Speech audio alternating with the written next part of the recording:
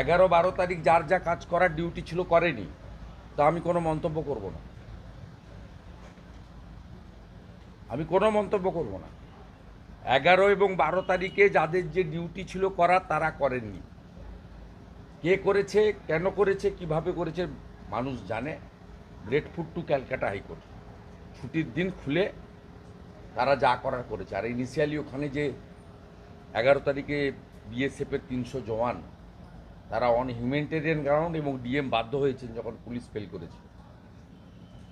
All credit goes to 11th BSF আর 12 তারিখ Calcutta high court. মানুষের কাল থেকে আমি, যেহেতু আমি পিটিশনার, আমি 100-150 মেসেজ পেয়েছি নর্মাল মেসেজে, যেহেতু ইন্টারনেট বন্ধ আছে, আর আত্মীয়রা পাঠিয়েছে যেখানে নেট আছে। একটাই তাদের বক্তব্য ছিল যে আগামীকাল আরেকটা শুক্রবার, আমরা প্যানিক, আপনি দয়া করে কলকাতা হাইকোর্টে আপনার আইনজীবীর মাধ্যমে অনুরোধ করুন যাতে প্যারামিলিটারি ফোর্সেস আরও বেশ কিছুদিন এখানে থাকে এবং এনআইএ তদন্ত হয়ে প্রকৃত দোষীরা গ্রেপ্তার হয়। কারণ এখনও পর্যন্ত যে গ্রেপ্তার হয়েছে তারা প্রকৃত দোষী অধিকাংশই নয়। তৃণমূল কংগ্রেস তারা সংখ্যা দেখানোর জন্য পুলিশকে কিছু কিছু লোককে তুলে দিয়েছে। প্রকৃত দোষীরা গ্রেপ্তার হয়নি। কোত্থেকে বোমা, গুলি, বন্দুক এলো, পুলিশের রোল কি ছিল, এগুলো কোনোটাই ইনভেস্টিগেশন হয়নি। অর্থাৎ আমি 11-12 তারিখ যারা কর্তব্য পালন করেনি তারা 17 তারিখে কি বলছেন তার আমি উত্তর দেবো না। I am not interested. একটা বিষয়, মানে হঠাৎ করে রাজ্যপালের এই বোধোদয় আজকে সকালবেলা থেকে তিনি বলছেন আমি মন্তব্য করব না। উনি কেন্দ্রের প্রতিনিধি, আমি ভারতীয় জনতা পার্টির একজন কর্মী এবং এমএলএ। আমার এটা নিয়ে বলা, আমার যে মনের কথা, এটা বাইরে প্রকাশ হলে বিতর্ক হবে, আমি বলবো। আজকে এসএসসি নিয়ে সুপ্রিম কোর্টের যে সিদ্ধান্ত, সুপ্রিম কোর্ট 31শে ডিসেম্বর জটিল হয়ে গেছে। প্রথম কথা হলো, যারা যোগ্য তারা চেয়েছিলেন তাদের চাকরি বাঁচাতে, কিন্তু ফাইনালি তারা 9 মাস বেতন পাবেন, কিন্তু তাদের পরীক্ষায় বসতে হবে। পরীক্ষা করাবে কারা? দুর্নীতিগ্রস্ত এসএসসি। এবং নির্বাচনের আগে তৃণমূল কংগ্রেস আবার টাকা তুলবে।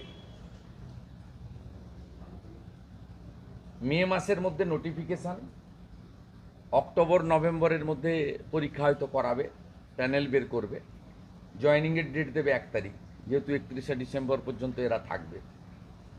এবং এই যে 18,000 অ্যাপ্রক্স সংখ্যাটা আমি এক্স্যাক্ট বলতে পারবো না, তাতে কতজন এই 8-9 বছর ধরে 17-18তে ফ্রেশ অ্যাপয়েন্টমেন্টগুলো হয়েছিল, 16-র পর থেকে। 18-র পর থেকে তো বিক্রি হয়েছে, 18-র পর থেকে জেনুইন অ্যাপয়েন্টমেন্ট হয়নি। প্রথম যে লটগুলো জেনুইন ছিল, তো সেই যাদের ওএমআর, তারা প্রোটেকশন পাবে না, আর তারা detach from the exam syllabus, তাদের সে প্র্যাকটিস নেই, থাকতে পারে না। তারা চেষ্টা করবেন, তারা মেধাযুক্ত, 3-4 মাস, 2-3 মাস হাতে পাবেন পড়াশোনা করার জন্য। কিন্তু আমার মনে হয় না যারা চাকরি না পেয়ে আবার চাকরি দেওয়ার পরীক্ষার জন্য প্রিপারেশন নিচ্ছেন, তাদের সঙ্গে এদের অনেকে এঁটে উঠতে পারবেন না। আর তৃণমূল কংগ্রেস আবার টাকা তুলবে, সে সুযোগ উচ্চতর আদালত করে দিলেন। আগে চাকরি বিক্রি করেছে, এবারে প্রশ্ন বিক্রি করবে। আমি দায়িত্ব নিয়ে বলছি, এই পরীক্ষার যেহেতু ওএমআর আর টেম্পার করতে পারবে না, শুধু একাডেমিকটাই থাকবে এবং প্রশ্নটা বিক্রি হবে টাকার বিনিময়ে। ভাইপো দোকান খুলবে, সুজয় কৃষ্ণ ভদ্র, কুন্তল, শান্তনুর মতো আবার এজেন্ট নামবে, পার্থ চ্যাটার্জির মাসদ্রোণীর ঘরের মতো কারো একটা অন্য কারো নামে ঘর খুলবে করে দিলেন। আগে চাকরি বিক্রি করেছে, এবারে প্রশ্ন বিক্রি করবে। আমি দায়িত্ব নিয়ে বলছি, এই পরীক্ষার যেহেতু ওএমআর আর টেম্পার করতে পারবে না, শুধু একাডেমিকটাই থাকবে এবং প্রশ্নটা বিক্রি হবে টাকার বিনিময়ে। ভাইপো দোকান খুলবে, সুজয় কৃষ্ণ ভদ্র, কুন্তল, শান্তনুর মতো আবার এজেন্ট নামবে, পার্থ চ্যাটার্জির মাসদ্রোণীর ঘরের মতো কারো একটা অন্য কারো নামে ঘর খুলবে,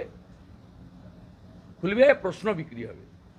এবং মিনিমাম 500-700 কোটি টাকা ফেব্রুয়ারি মার্চ এপ্রিলে যে বিধানসভার ভোট তার আগে তৃণমূল কংগ্রেস তুলবে এবং যোগ্যদের একটা বড় অংশ বাতিল হবে। মেধাযুক্ত যারা আশা করছেন চাকরি পাবেন তারাও পাবেন না, ও তারা তো প্রশ্ন জানতে পারবেন না, তারা প্রশ্ন কিনতেও পারবেন না। প্রশ্ন বিক্রি করবে তৃণমূল, প্রশ্ন কিনবে যাদের অর্থ আছে, এবং তারা 82-84 যদি 100 নম্বরের হয়, 82-84 যদি 50 নম্বরের হয়, 44-46 করে নাম্বার পাবে এবং ওএমআরের নাম্বার জাম্প করে গেলে ভাইবা তো ওদের হাতে থাকবে 10 নম্বর। 10 নম্বর তো তৃণমূলের হাতে আছেই। 9.5, 9.25 দেবে, আর যাদেরকে বাতিল করতে হবে তাদেরকে 2 দেবে, 1 দেবে, 1.5 দেবে। শুধু একাডেমিকটাই পারবে না টেম্পার করতে, ওএমআর খাতা টেম্পার হবে না, প্রশ্ন বিক্রি হবে এবং তৃণমূল আবার 500 কোটি টাকা তুলবে নির্বাচনে খরচ করবে। দাদা, একটা বিষয়, যারা ঘরছাড়া হয়েছেন, যারা আজকে রাজভবনে গিয়েছিলেন, তারা বলছেন আমরা ফিরতে পারবো না, আমাদের ক্যাম্পেই গিয়ে থাকতে হবে, যা পরিস্থিতি বিএসএফ যদি আমি আপনাকে পরিষ্কার কথা বলে দিচ্ছি, বিএসএফ সিআরপিএফ পার্মানেন্ট থাকে না।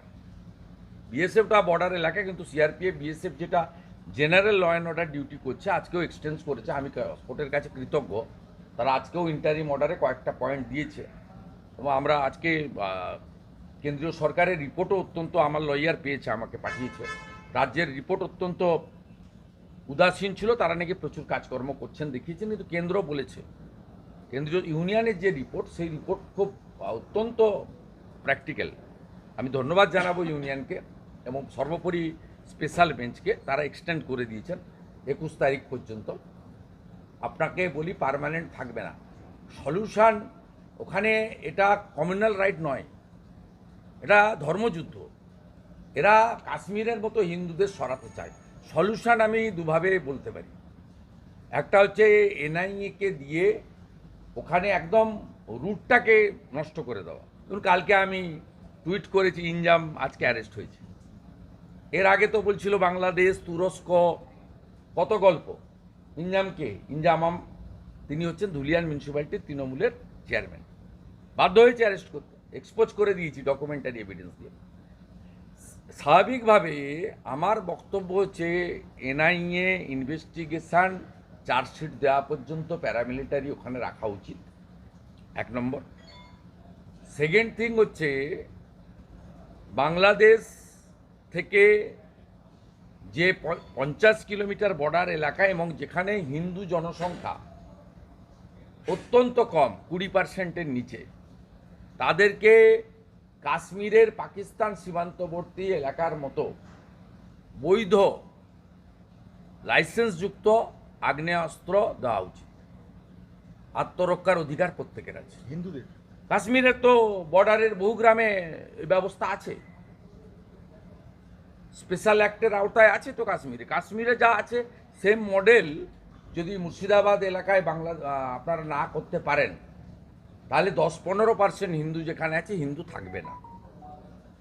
এটা তো বিরাট বললেন আপনি। এটাই বাস্তব, আপনি ওখানে খোঁজ নেবেন, এটাই হচ্ছে বাস্তব।